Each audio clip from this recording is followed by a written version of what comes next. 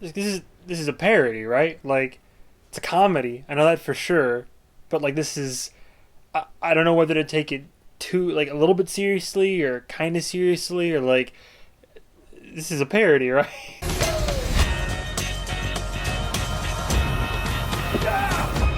Carl is one-dimensional and very sexist. You know I don't care what people say about me.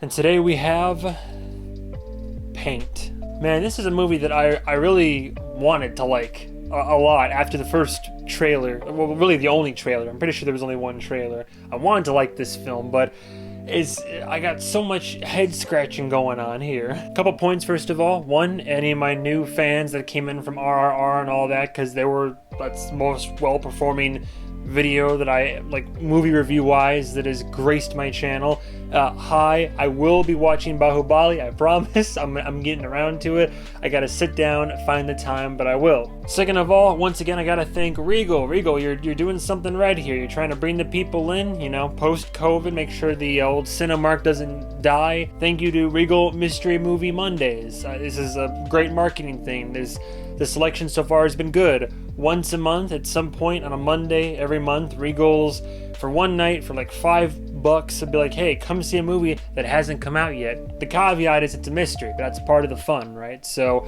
if you don't like fun, then yeah, you're not going to want to do this. But if you like me and you want something to put variety and spice into your life and change things up, then there you go. You can do this. I was surprised of this pick. For some reason, I thought this was a bigger movie than it was, because like the cast behind it, the premise of it, the very obvious inspiration behind it, I thought it was a bigger film. But no, this is a IFC joint. IFC, as I've established, is independent film companies. So if you didn't know, based on the trailer, or based on, I mean, this kind of made the rounds a little bit for a couple days, trailer-wise, nothing too grandiose. Basically, it's a film that is, I thought it was going to be like a loose biopic or like even a mockumentary. I don't know, but like Owen Wilson, household name, you gotta know. Wow, like you gotta know him at this point.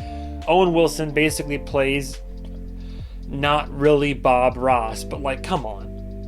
He's playing old Bob here, so it's like you put him, you know, you have Owen Wilson as Bob Ross kind of thing.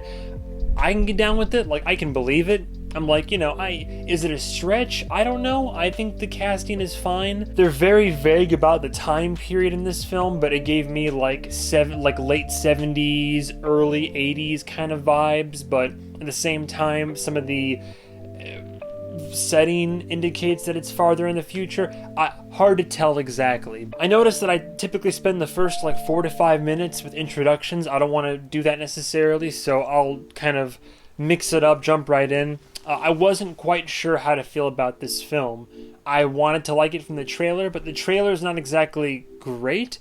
It just makes the film look like quirky and kind of funny and kind of hint at like, you know, oh, he gets around, he's like seducing women via art, and there's a new painter now who's maybe taking up the spotlight. But I felt like tonally speaking, I couldn't really tell how this film wanted me to take it. Paint is directed by a Britt McAdams, who, in terms of filmography, this is his first directorial debut in terms of full-length feature film. He's done short films, he's directed episodes of TV, but really simple stuff. I noticed he did like 10 episodes of Tosh.0 and like other like comedian stand-up and maybe some like sketch comedy, so you don't really need anything too diverse or experimental with something like that. A lot of times, even if you want to get artsy with your stand-up, it's one focus, and you know, you cut to the audience, you cut to the guy, change the angles up a little bit maybe, but it's just kind of funny because the filmography leading up to this, it's nothing that's too crazy or super involved, which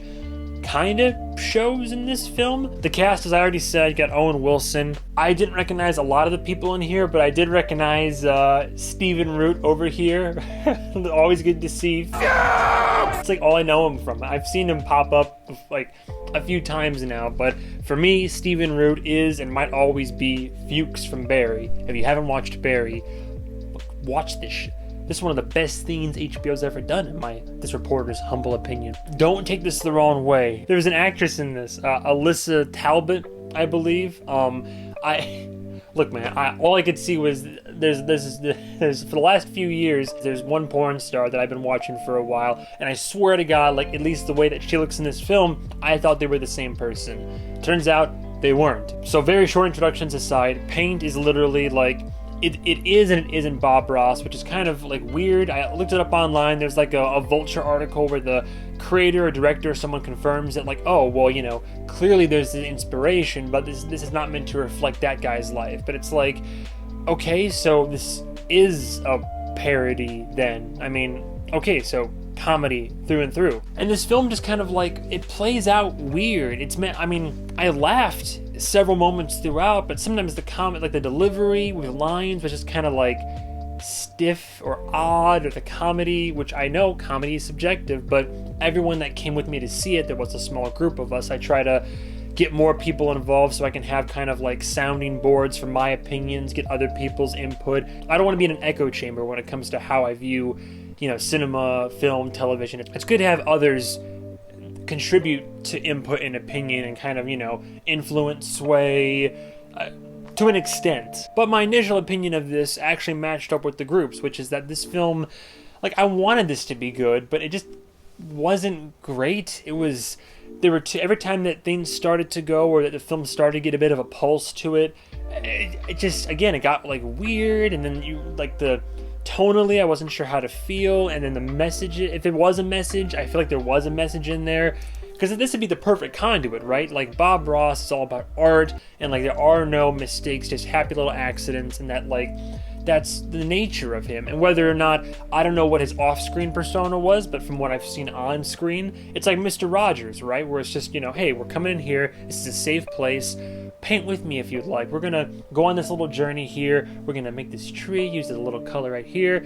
And you could use that as a perfect opportunity to make a lighthearted comedy about Bob Ross, or someone who's inspired by Bob Ross, and as like a painter who maybe he starts to lose his way but kind of gets back into the heart of what it all means. But with this, it's weird because he basically showed this guy, and like on screen he's like, oh, you know, painter, acceptance, you know, equality, but then he's kind of a womanizer, but he's just sleeping around the studio and people are like, I love your art, and he's like, let's make art in the back of my van. And like, it's played for laughs, but at the same time you're just not sure how to feel about that. And then one of the lovers that he spurred, that's supposed to come back around as a love interest, she also is painted in an unsavory light because she also has made a big mistake in the relationship, which makes it so they're both like characters that are both somehow on the path to redemption. And then you have, what was even weirder is you have this competing artist, or it didn't start as competing, you had an artist who came in, and then, you know, she starts upstaging him because people want younger, fresher, hipper ideas and all this. And he starts getting like jealous and envious. At the same time, he's like, damn, that's good art, but man, why? But I also make art. Why doesn't people like my art?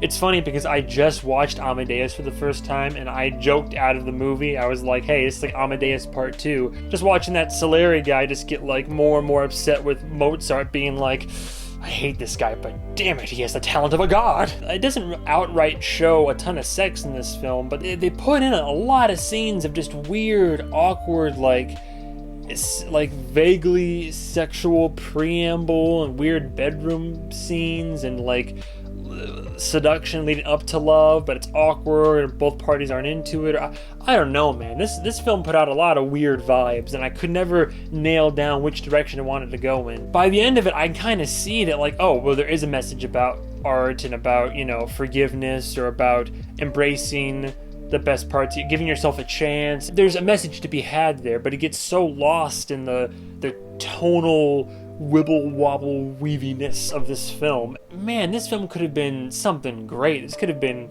a really good flick.